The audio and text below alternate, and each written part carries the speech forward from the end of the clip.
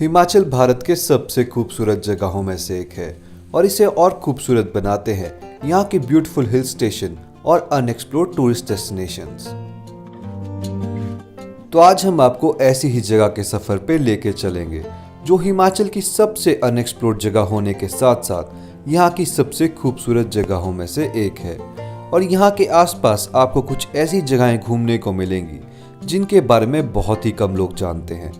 तो अगर आप सोच रहे हैं एक वर्क फ्रॉम होम डेस्टिनेशन के लिए या फिर एक ऐसे टूरिस्ट प्लेस के लिए जहाँ पे आप हफ्ता या महीने के लिए बिल्कुल रिलैक्स हो सके, तो ये वीडियो आपके लिए ही बनी है। इस वीडियो में हम आपको धर्मशाला के सफर पे लेके चलेंगे और वर्चुअल टूर के साथ साथ आपको कंप्लीट इंफॉर्मेशन भी देंगे कि आप यहाँ कैसे आ सकते हैं, यहाँ कौन कौन सी जगहें घूम सकते हैं, यहाँ आने का सबसे बेस्ट टाइम क्या है और आप यहाँ पे कहाँ रुक सकते हैं। लेकिन उससे पहले दोस्तों, अगर आपने हमारे चैनल को अभी तक सब्सक्राइब नहीं किया है तो इस चैनल को सब्सक्राइब करके इस वीडियो को लाइक ज़रूर कर दें और साथ ही नोटिफिकेशन वाला बेल आइकन भी दबा दें ताकि जब भी हम अगली वीडियो डालें तो उसका आपको नोटिफिकेशन ज़रूर मिल जाए। तो अगर हम बात कर ले यहाँ की लोकेशन की, तो धर्मशाला लोकेटेड है दिल्ली से लगभग 460 किलोमीटर के डिस्टेंस पे और पठानकोट से लगभग 85 किलोमीटर्स के डिस्टेंस पे। तो अगर आप भारत के किसी भी कोने से धर्मशाला आना चाहते हैं तो दिल्ली तक आप या फिर पठानकोट तो पहले आप फ्लाइट ले सकते हैं और उसके बाद आप दोनों ही जगहों से डायरेक्ट वॉल्वो बस धर्मशाला तक ले सकते हैं। दिल्ली से बस लेने के लिए आपको सबसे पहले पहुंचना होगा कश्मीरी गेट। अगर आप हैं एक लो बजट ट्रैवलर तो आप वहां से HRTC की गवर्नमेंट बस धर्मशाला तक ले सकते हैं जो आपको बहुत ही सस्ते 600 से 700 रुपए के किराए तक पड़ जाएगी। और अगर आप ट्रैवल करना चाहते हैं वॉल्वो बस में तो कश्मीरी गेट से थोड़ा आगे मजनू के टीला तक आपको ट्रैवल करना होगा। वहां पे आपको सभी प्राइवेट बसेस के ऑफिस मिल जाएंगे और वहीं से आप वॉल्वो ले सकते हैं जिसका किराया 1000 से 1500 रुपए तक वेरी करेगा। और पठानकोट से तो रेगुलर इंटरवल पे ही धर्मशाला के लिए बस चली रहती हैं, तो आप कोई भी बस लेके धर्मशाला पहुंच सकते हैं। धर्मशाला ट्रिप के फर्स्ट डे आप एक्सप्लोर कर सकते हैं यहाँ का स्टेट वॉर मेमोरियल, जो उन जवानों के लिए बनाया गया है जिन्होंने अपने आप को शहीद कर दिया इस मातृभूमि और हमारी सुरक्षा के लिए। इस वॉर मेमोरियल के सेंट्री लोकेटेड है ब्लैक मार्बल वॉल्स, जहां पे उन सभी वीर योद्धाओं के नाम लिखे गए हैं। तो अगर आप भी कभी धर्मशाला आए तो इस जगह को कभी भी स्किप ना करें, क्योंकि इस जगह में आके आपको एक गर्व की फीलिंग आने वाली है। हम भी जब धर्मशाला इस बार गए थे तो स्टेट वॉर मेमोरियल हमारी विश लिस्ट में सबसे ऊपर था, तो हमने सबसे पहले इसी जगह को कवर किया। स्टेट वॉर मेमोरियल में आपको देखने को एक छोटा सा चिल्ड्रन पार्क भी मिल जाएगा, तो अगर आप बच्चों के साथ यहाँ आ रहे हैं तो ये उनके लिए एक अच्छी जगह खेलने के लिए हो सकती है। और इसके अलावा आपको यहाँ एक टैंक भी देखने को मिलेगा जो कि पाकिस्तान का है और जिसको हमारे वीर जवानों ने पाकिस्तान से कब्जे में लिया था।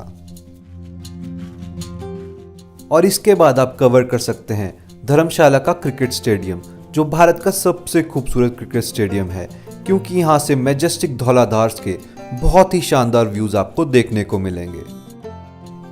स्टेडियम और स्टेट वॉर मेमोरियल एक्सप्लोर करने के बाद फर्स्ट डे आप धर्मशाला में ही रुक सकते हैं और नेक्स्ट डे आप ड्राइव कर सकते हैं मैक्लोडगंज की तरफ, जहां रास्ते में आपको देखने को मिलेगा सेंट जॉन्स वाइल्डरनेस चर्च।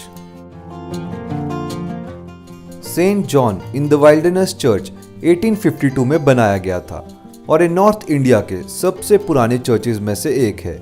और साथ ही यहाँ पे उस वक्त के वॉइसरॉय लॉर्ड एल्गिन की भी डेथ हुई थी। हमने भी अपने ट्रिप के सेकेंड डे इस जगह को विजिट किया था और ट्रस्ट द स्काइज, जो शांति और सुकून आपको इस जगह में मिलेगा वो बहुत ही अलग होगा। तो अगर आप यहाँ का ट्रिप प्लान करें तो इस जगह को अपनी विश लिस्ट में ज़रूर डालें। तो अब बात कर लेते हैं धर्मशाला को विजिट करने के बेस्ट टाइम की। यूं तो धर्मशाला को आप साल भर में कभी भी विजिट कर सकते हैं, लेकिन अगर आप हैं स्नोफॉल के दीवाने तो धर्मशाला में आपको नड्डी, धर्मकोट और मैक्लोडगंज में जनवरी एंड और फरवरी स्टार्टिंग में स्नो देखने को मिल ही जाएगी। और अगर आपको पसंद है लश ग्रीनरी तो हमारा आपको सजेशन रहेगा कि आप यहाँ अगस्त, सितंबर, अक्टूबर में ट्रैवल कर सकते हैं, क्योंकि सितंबर अक्टूबर में वैसे भी क्राउड बहुत कम हो जाता है। तो इस जगह को शांति में घूमने का आपको अलग ही मजा आने वाला है। हमने पर्सनली ये ट्रिप मिड फेब में प्लान किया था और उस टाइम के नज़ारे तो आप अपनी स्क्रीन पे देख ही सकते हैं। धर्मशाला से मैक्लोडगंज के लिए आपको 15 मिनट से आधे घंटे का वक्त ही लगेगा, क्योंकि हम धर्मशाला से सुबह 9 बजे ही निकल गए थे, तो हम मैक्लोडगंज लगभग 9:30 और 10 के आसपास पहुंच गए।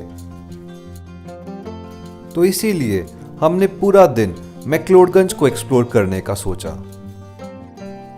मैक्लोडगंज में आप घूम सकते हैं यहाँ की लोकल मार्केट, यहाँ का माल रोड और यहाँ की बहुत ही खूबसूरत मॉनेस्ट्रीज। एक और चीज़ जो आप यहाँ पे नोटिस करने वाले हैं वो ये है कि यहाँ पे आपको बहुत सी शॉप्स में तिब्बतन कल्चर का बहुत ही ज़्यादा इन्फ्लुएंस देखने को मिलेगा। और क्योंकि मैक्लोडगंज को वैसे भी लिटिल लहासा बुलाया जाता है, तो इस जगह में आपको एक वैसी ही वाइब आने वाली है। और इसके अलावा आप यहाँ पे हिज होलीनेस दलाई लामा जी की रहने वाली मोनेस्ट्री भी देख सकते हैं। हमने भी इस जगह को विजिट किया था, लेकिन कोरोना के कारण ये मोनेस्ट्री उस टाइम बंद थी, तो हम इस मोनेस्ट्री को अंदर से विजिट नहीं कर पाए। लेकिन बाद में जब आप लोग विजिट करेंगे तो तब तक शायद ये मोनेस्ट्री खुल जाए। मैक्लोडगंज को एक्सप्लोर करने के बाद हम सेम डे ही मैक्लोडगंज से धर्मकोट की ओर चले गए। धर्मकोट एक बहुत ही खूबसूरत और एक शांत गांव है जो मैक्लोडगंज से लगभग 3 से 4 किलोमीटर के डिस्टेंस पे सिचुएटेड है।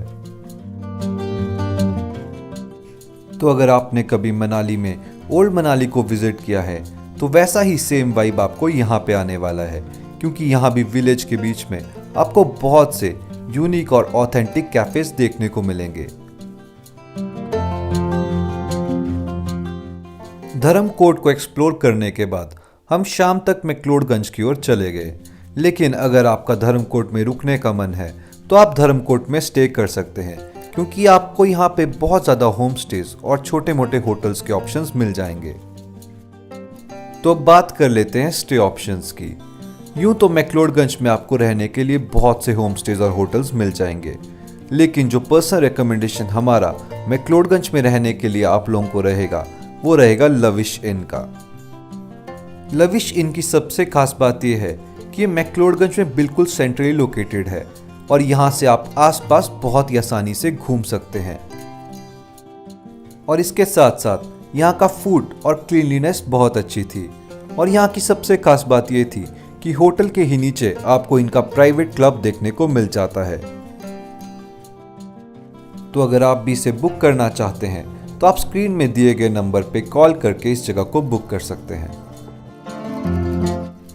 नेक्स्ट डे अर्ली मॉर्निंग अपने ट्रिप के लास्ट डे हम भागसू टेम्पल और भागसू वाटरफॉल को एक्सप्लोर करने के लिए निकल गए।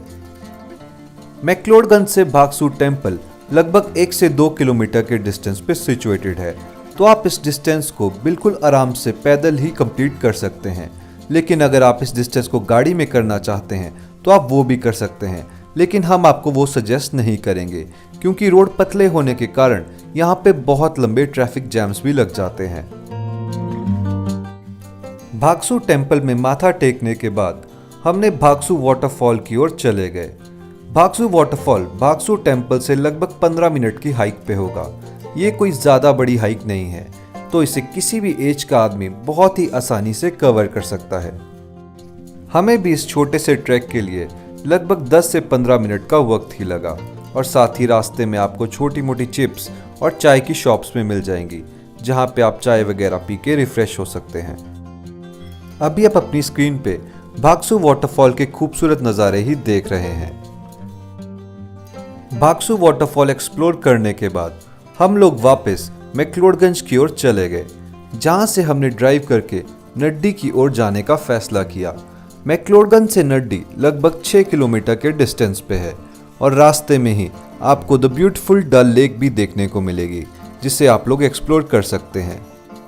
हम लोगों ने ये ट्रिप लगभग 3 दिन के टाइट शेड्यूल पे कंप्लीट किया था, तो हम सिर्फ 2 ही दिन का स्टे यहाँ बना पाए। लेकिन अगर आप यहाँ का ट्रिप प्लान कर रहे हैं तो आप स्पेयर रख सकते हैं एक दिन नड्डी के लिए, एक दिन धर्मकोट के लिए, एक दिन मैक्लोडगंज के लिए और एक दिन धर्मशाला के लिए। तो ये लगभग आपका 4 से 5 दिन का ट्रिप बन जाएगा। और अगर आप एक हफ्ते का ट्रिप बनाना चाहते हैं तो आप वो भी कर सकते हैं। तो दोस्तों, ये था हमारा खूबसूरत सफ़र धर्मशाला का। और अगर आपको हमारा ये वीडियो अच्छा लगा हो तो इसे लाइक और शेयर ज़रूर करें और साथ ही हमारे चैनल को सब्सक्राइब भी कर दें और बेल आइकन को भी दबा दें, ताकि जब भी हम अगली वीडियो डालें तो आपको उसका नोटिफिकेशन ज़रूर मिल जाए। और अगर अभी भी आपके मन में धर्मशाला ट्रिप को लेकर कोई भी डाउट है तो आप हमें कमेंट सेक्शन में पूछ सकते हैं। हम हर कमेंट का आंसर करने की कोशिश करेंगे।